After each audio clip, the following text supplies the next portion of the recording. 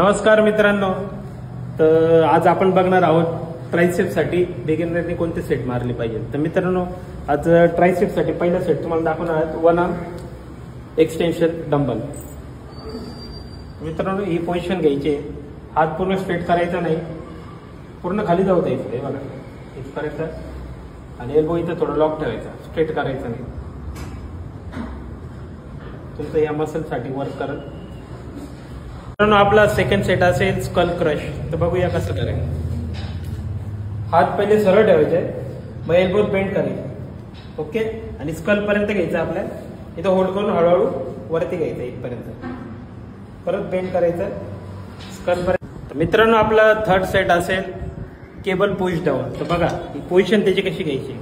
हात पुढे घ्यायचा, हा आता मागे घे, थोडं मागे घे, हा बस. तर ही पोझिशन घ्यायची मित्रांनो, पूर्ण पुश करायचं. हा,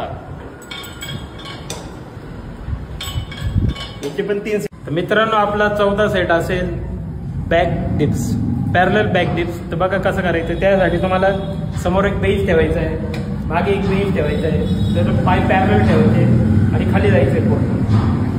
पूर्ण खाली जाऊन वरती होल्ड करायचं 1 सेकंद. स्लो डाऊन करायचं असेल तुम्ही इथं प्लेट ठेवू शकता, तरी तुमचं ट्रायसेप चांगला स्ट्रेच